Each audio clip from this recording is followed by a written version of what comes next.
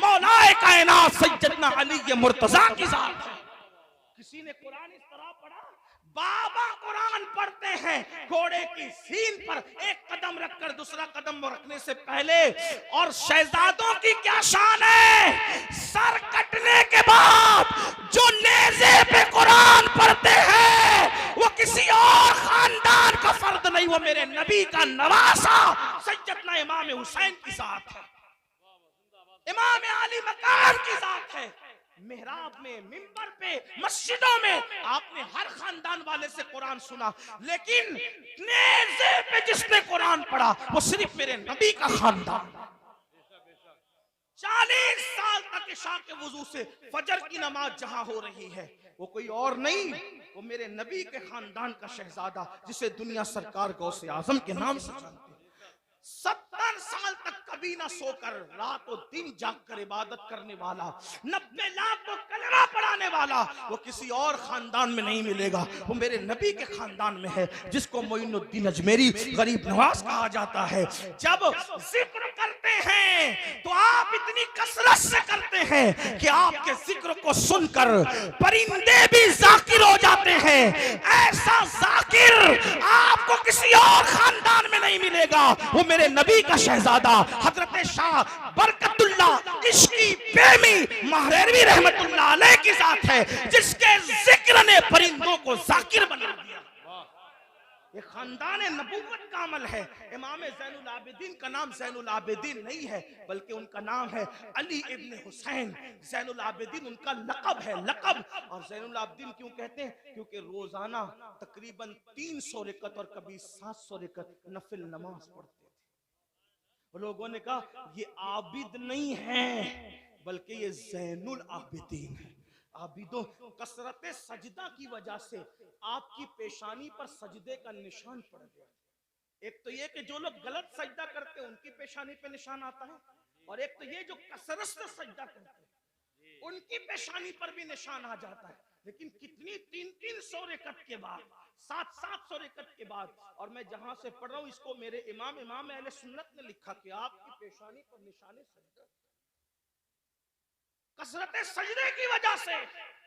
आप बताएं, आप रसूलुल्लाह सल्लल्लाहु अलैहि वसल्लम के खानदान वालों का ये अमल देखें। इमाम जाफर सादिक को देखें, रोजाना पूरी रात इबादत में गुजरते। इमाम मोहम्मद बाकिर को देखें, इमाम मूसा काजिम को देखें, जिसको देखें। और हमारा हाल ये, हम कहते हम तो नाम लेवाए, मैंने कहा वो खानदान के लोग थे। बल्कि एक बात आई, बात अर्ज करूं, शायद हदीस पूरी ना पढ़ सकूं क्योंकि वक्त ज्यादा हुआ, लेकिन एक बात पढ़ता हूँ, शायद आपके दिल के दरीचे अल्लाह खोल दे। मगफिरत के बारे में हम बहुत बेहिस हैं, बख्शे जाएंगे, मौलाना बख्शे, अल्लाह करीम है, बख्शे, अल्लाह करीम है, बख्शे, बेशक अल्लाह करीम है। अल्लामा नकी अली खान इमामुल मुतकल्लिमीन लिखते हैं अपनी किताब में, अल्लाह को करीम जानकर गुनाह पे गुनाह कर रहा है ना, कि अल्लाह करीम है बख्श देगा। फरमाते अल्लाह को करीम जानकर गुनाह करने वाले, अल्लाह को कादिर जानकर तू जहर क्यों नहीं खाता? जब वो करीम है गुनाहों पे बख्श देगा तो कादिर भी तो है, जहर खाने पे जिंदगी भी दे सकता है। लेकिन अल्लाह को कादिर जानकर तूने कभी जहर नहीं खाया, और अल्लाह को करीम जानकर गुनाह कर रहा है। अल्लाह को करीम जानने का ये मतलब नहीं कि गुनाह करके सोचे कि अल्लाह बख्श देगा। अल्लाह को करीम जानने का मतलब ये कि नेकी करके भी रो, अल्लाह मेरी नेकियां इस काबिल नहीं कि तेरी बारगाह में कबूल हो, अपने करम से कबूल फरमा। अल्लाह गुनाह तो गुनाह, अगर नेकी का सवाल कर ले तो हम अपने अल्लाह को नेकी का जवाब नहीं दे सकते। जो इतने चैन से बैठे हैं ना मेरे भाई, जब जिस दिन एहसास होगा कि मगफिरत किस चीज का नाम है तो आपको पता चलेगा। हजरत सैयदना इमाम जाफर सादिक का जिक्र है। इमाम जाफर सादिक को लोग इतना ही जानते हैं कि हम उनकी कूड़े की न्यास करते, बस इतना ही जानते। लेकिन जानते हैं ये इमाम जाफर सादिक गौसे आजम से पहले अपने दौर के गौसे आजम है। मकामे गौसियत कुबरा पर फाइज इमाम जाफर सादिक। कौन इमाम जाफर सादिक? जिनकी जूतियां इमाम आजम अबू हनीफा जैसे लोग सीधा करते थे। और इमाम आजम कहते हैं कि अगर 2 साल ना होते इमाम जाफर सादिक की सोहबत के तो नौमान हलाक हो गया होता। ये इमाम जाफर सादिक, लेकिन वो जाफर सादिक जिसकी सोहबत को इमाम आजम अपनी कुल उम्र का सरमाया कहते हैं।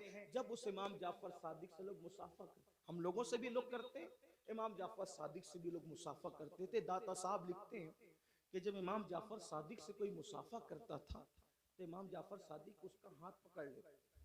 ध्यान देना, तवज्जो करना, गौर से सुनना और फिर सोचना इस पर कि हम कहां आए। इमाम जाफर सादिक जिसके नसब में किसी को कोई इख्तिलाफ नहीं जी, इतना मजबूत सिलसिलतुल ज़हब है कि जाफर सादिक बेटे हैं इमाम मोहम्मद बाकिर के, वो बेटे इमाम ज़ैनुल आबिदीन के, वो बेटे इमाम हुसैन के, और वो बेटे हैं हजरत मौला अली के, और वो शौहर सैयदा फातिमा के, और वो शहजादी रसूलुल्लाह की। ये सिलसिलतुल ज़हब उनका नसबनामा है। हाँ, अब इमाम जाफर सादिक से कोई मुसाफा करने आता तो आप उसका हाथ पकड़ते और हाथ पकड़कर फरमाते वादा कर, वादा कर कि अगर क़यामत में तेरी बख्शिश हो गई तो तू अल्लाह की बारगाह में मेरी सिफारिश करना कि अल्लाह जाफर सादिक को बख्श दे, उसको माफ कर दे। तवज्जो करें, अगर इस स्टेज पर ये जो बड़े बड़े उलमा मुफ्तियान किराम सादात किराम बैठे हैं, मुफ्ती आफाक साहब के साहबजादे हैं और भी उलमा हैं, अगर कोई किसी आम आदमी का हाथ पकड़ के कहे कि अगर तेरी बख्शिश हो गई तो तू मेरी सिफारिश कर देना, मगफिरत मेरी करवा देना, तो वो कहेगा कि हजरत ये कैसी बात कर रहे हैं आप लोग अल्लाह वाले लोग हैं, हम अवाम में से हैं, हमारी ना गुस्ल है सही है, ना हमारी तहारतें सही है, ना हमारी नमाज पढ़ने का तरीका आता है, आप ऐसी कैसी बात कर रहे हैं। अब जब ये मिंबर पे बैठे हुए अल्लाह वाले किसी से ये बात करें तो ताज्जुब होगा, चे जाए कि इमाम जाफर सादिक ऐसा सैयद जिसकी गुलामी इमाम आजम जैसे लोग करें, वो जो है इल्म के मामले में उन जैसा उनके दौर में कोई नहीं था, तकवे के मामले में उन जैसा कोई मुत्तकी नहीं था, इबादत के मामले में उन जैसा कोई आबिद उनके दौर में नहीं था, और वो लोगों का हाथ पकड़ के कहते वादा करो कि अगर तुम्हारी बख्शिश हो गई तो तुम मेरी सिफारिश करना, मेरी मगफिरत करवाना, मेरी सिफारिश करना, शफाअत करना। और लोग पलट के कहते इमाम आप तो सैयद हैं, सैयद आप तो सैयद आले रसूल हैं, हम आपकी क्या सिफारिश करेंगे, आपके नाना शफीउल मुज़निबीन है। तो इमाम जाफर सादिक रोते हुए जवाब देते, रोना तो यही है कि हम सैयद हैं।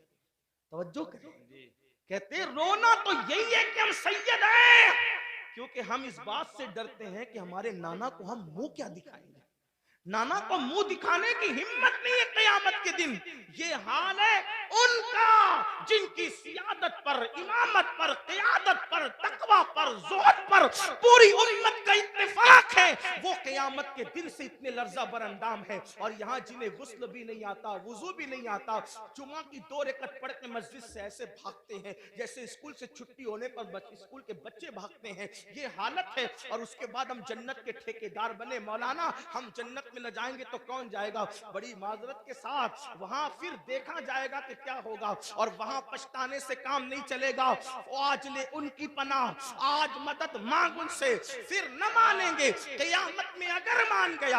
आज रातों को जाय करने वालों, आज रातों को फजूल गुजारने वालों, वक्त को बर्बाद करने वालों, ये जिंदगी का कीमती सरमाया अल्लाह ने पहली और आखिरी मर्तबा दिया है। खुदा के लिए इसको जाय न करो, इसको फजूल बर्बाद न करो, वरना मौत की बात पछताना होगा। मौत के बाद सिवाय पछताने के कुछ हाथ नहीं आएगा। लेकिन उस दिन का पछताना, अल्लाह अकबर, कोई फायदा न देगा। उसके बाद मेरे और तुम्हारे आका सल्लल्लाहु अलैहि वसल्लम फरमाते हैं, कुछ लोग ऐसे होंगे, अल्लाह अकबर, जब वो अपनी कब्रों से उठेंगे, ये तीसरा ग्रुप है, ये तीसरा टोला है जो अपनी कब्रों से उठेंगे, इस हालत में उठेंगे कि उनके पेट पहाड़ों की जैसे बड़े बड़े पेट होंगे, और उनके पेटों के अंदर सांप, बिच्छू और आग दहक रही होगी।